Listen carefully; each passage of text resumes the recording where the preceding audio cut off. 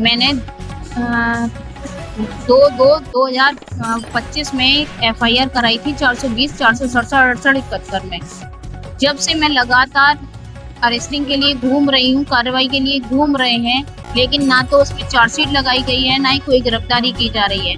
वो राजनीतिक प्रभाव से डालता है। एसओ मिले हुए हैं, थाना ट्रांसजमुना मिले हुए हैं, उसमें खाता खोले गए हैं 420, 467, 68, 71। कमी ये थी 56 दिन के तहत हमने मुकदमा डाला था। उसमें पुलिस ने रिपोर्ट लगाई थी कि ना दिव्यांश का खाता बैंक ऑफ इंडिया में खोला गया है मुस्लिम बनाकर, और दूसरी बैंक में कारपोरेशन बैंक में शमशेर नाम से खाता खोला गया है। ऐसे चंद्रपाल पब्लिक स्कूल में कई खाते खोले गए हैं। चंद्रपाल पब्लिक स्कूल में काफी सारे बच्चों के खाते खोले गए हैं मुस्लिम बनाकर, खाते खोले गए, स्कॉलरशिप लिया गया है। लेकिन ट्रांसजमुना पुलिस और CO साहब छत्ता काफी मुलाकात हुई, कमिश्नर से मुलाकात की, लेकिन कोई कार्रवाई नहीं हुई और बस केवल जांच। अभी तक हम जांच ही कर रहे हैं।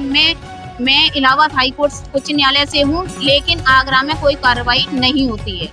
और आगे जाके यही है, हम इतना परेशान हो चुके हैं। जब अधिवक्ता इतना परेशान है तो आम आदमी कितना परेशान होगा। पुलिस से साठगांठ कर धमकी दे रहे हैं, जान मान की हमें धमकी दे रहे हैं, हमें जान से मारने की धमकी दे रहे हैं, हमारे बच्चों को अगवा देने की धमकी दे रहे हैं। और इससे ज्यादा क्या कर सकते हैं? आगे जाके क्या होगा? वो सुसाइड किया जाएगा और कुछ नहीं होता है। ये पुलिस कार्रवाई नहीं कर रही। देखिए, ये बहुत ही दुखद विषय है।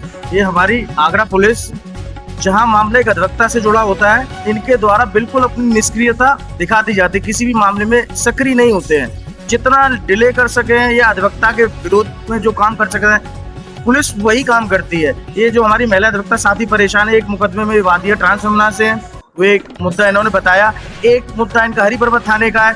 तो दोनों जगह जाके आहत हो चुकी हैं, बहुत बार गई हैं। इन्होंने IGRS से तमाम शिकायतें डाली है, पर्सनली मीट करी है, जैसा कि इन्होंने बताया। तो इस पे कहीं भी कोई भी संज्ञान लेने वाला नहीं। और ये यहाँ अधिवक्ता तो है, माननीय उच्च न्यायालय में प्रैक्टिस करती है इस समय। तो जब इस प्रकार की पढ़ी लिखी महिला अधिवक्ता को न्याय के लिए दर की ठोकरें खानी पड़ेगी, क्योंकि मुकदमा 420, 67, 68, 71 जैसे गंभीर धाराओं में पंजीकृत है, जिसमें गिरफ्तारी होना अनिवार्य है।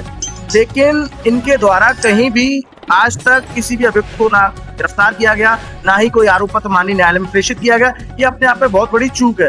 चूंकि समय समय पर मैं अधिवक्ताओं की आवाज को उठाता रहता हूँ, निस्वार्थ भाव।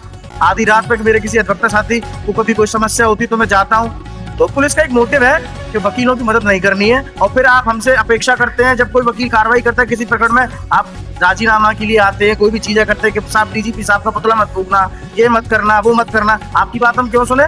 जब आप एक हमारी अधिवक्ता बहन नहीं परेशान है न्याय के लिए, तो हम आपसे क्या न्याय की उम्मीद रखें? तो मेरा बस आप लोगों के माध्यम से एक अनुरोध है पुलिस प्रशासन से और माननीय हमारे सूबे के मुखिया से, एक तो अधिवक्ताओं के साथ निरंतर बढ़ती हुई घटनाओं के लिए प्रोटेक्शन एक्ट लाना बहुत आवश्यक है, और दूसरा पुलिसिया कार्रवाई पर सवाल अधिवक्ताओं की तरफ से हमेशा उठाए जाते हैं कि इनके द्वारा कभी भी अधिवक्ता के किसी भी काम में उनके फेवर में कोई चीजें नहीं की जाती, हमेशा अधिवक्ता विरोधी कार्य किए जाते हैं।